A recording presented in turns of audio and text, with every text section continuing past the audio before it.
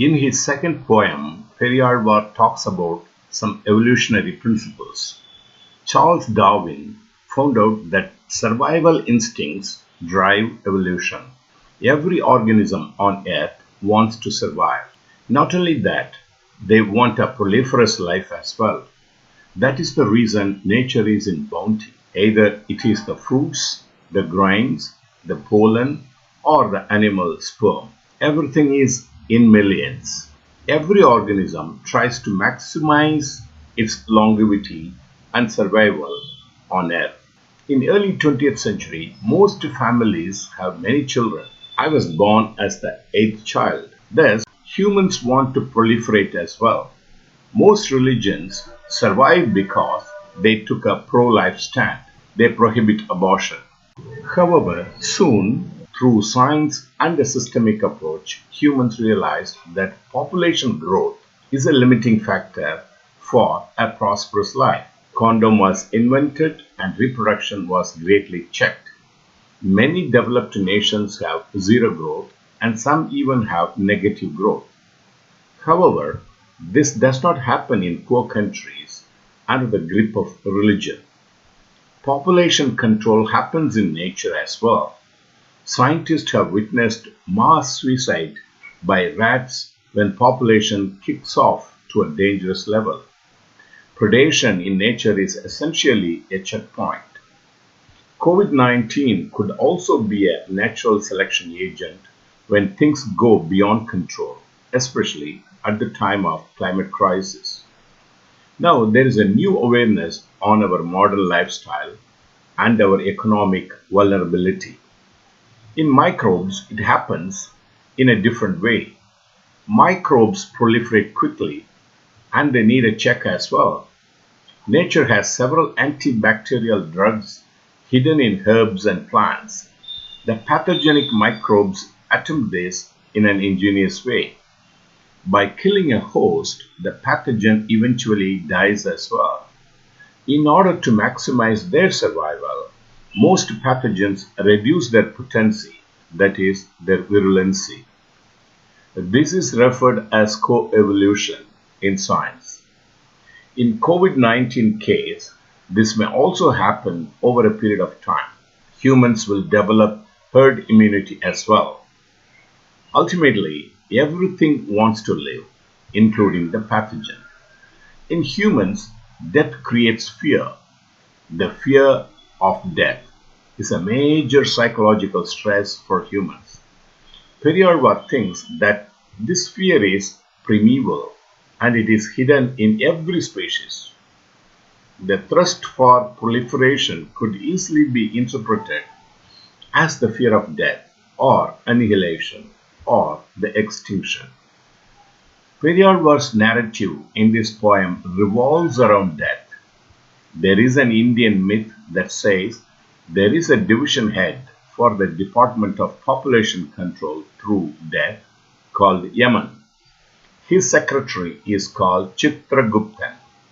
It is the duty of Chitraguptan to record the deeds of people and decide when one should die and for what reason.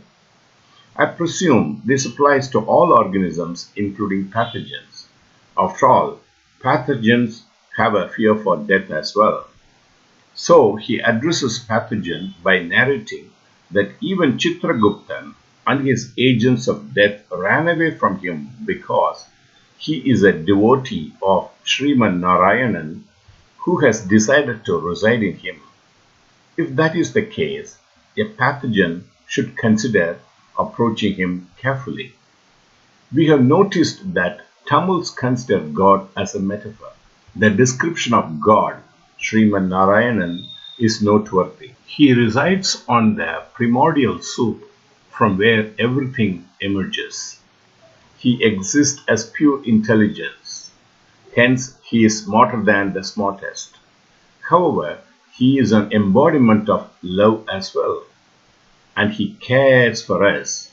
So things are no more in the old fashion. Pandandru. I am being shielded. Pattinam Kappe. It is so very interesting that he calls God as a pure manifestation of intelligence. மூதறிவாளர் Mudhalvan. It may not be a coincidence that human species is named Homo sapiens sapiens, meaning wise man. Probably Periyazvar implies that man should really be wise if God, the intelligence, chose to reside in humans. If God, the love, resides in man, he should be compassionate towards fellow beings, including life in sea and in the jungles. Unfortunately, that never happened because of a wrong interpretation as found in the Bible. Accordingly, God said, "Let's make man in our image, after our likeness, and let them have dominion over the fish of the sea, and over the fowl of the air, and over the cattle, and over all the earth, and over every creeping thing that creepeth upon the earth." We have recently witnessed the wrath of nature when wild animals that creep and fly in the wild were eaten in China. Interspecies transmission of coronavirus has happened.